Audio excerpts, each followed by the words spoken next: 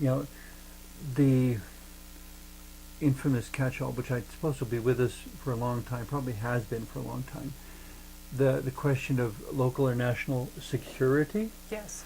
I love Helen Keller's quote that security is mostly a fiction. It does not exist in nature. It doesn't. It absolutely doesn't. And yet we keep trying to create this illusion, and we use it as an excuse to manipulate each other and to keep each other ignorant. And I'm horrified at the very thought of doing that. But of course it happens all the time. And the further we get from living closer to nature, the easier it is to pretend that we understand security. We're secure every And what night in our happens homes. in nature will not affect us. Right. Oh, really? Right. From time to time in human history, for example, we touched on the subject of nuclear power plants earlier. They're proliferating around the world as we're making this recording. I don't know if in future times they'll all be eliminated or not. But in the present time, there's more and more nuclear power plants. And from time to time, surprise, surprise, something goes wrong. And suddenly we have a potential disaster that we cannot control. Right.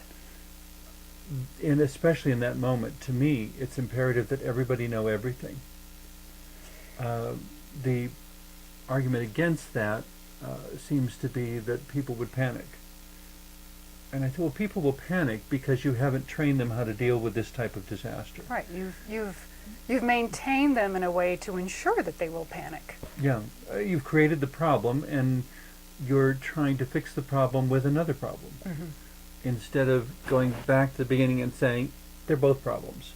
What we need here is education. If we're going to have nuclear power plants, everybody has to understand what the risks are, what the possibilities are, and what to do if they happen. And if the consensus of the population says we cannot tolerate these risks, the politicians and the legislators and the corporate developers have no business building it, in my opinion.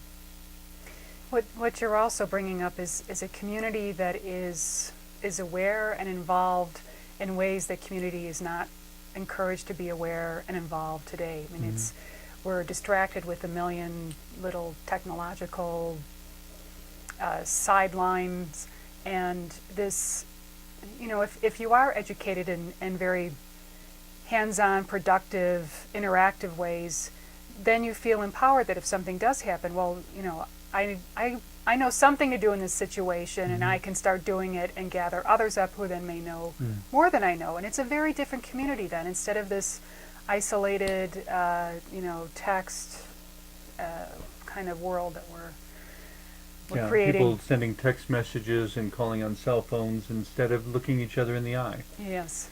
And in a sense, I think we're living in a time where we need to rediscover each other in a much more holistic way, and rediscover what love and trust is, and not trust only in the computer. Because when the power goes off, if you're dependent upon the computer, forgive my bluntness, you're screwed. Right.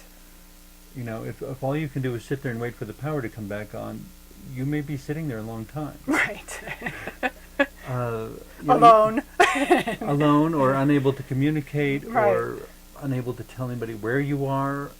There's all sorts of, our best resource ultimately is each other. And with that in mind, that brings us back to the point of inclusivity. If you exclude someone, you may be excluding the one who at some future time may save your life. And if you exclude them, they won't be there to save your life. Yes. And the most unlikely candidates are sometimes, for whatever reason, the ones the divine seems to pick.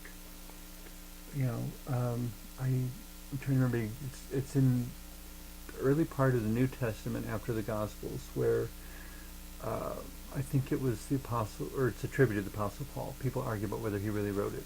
That's beside the point. The words basically say, God has not chosen the wise and the strong and so forth, but God has chosen the foolish things and the little things and the things that are not, in order to nullify the things that are. And again and again throughout at least Christian representations of theology, it's these humble, silly little things that always make the big difference.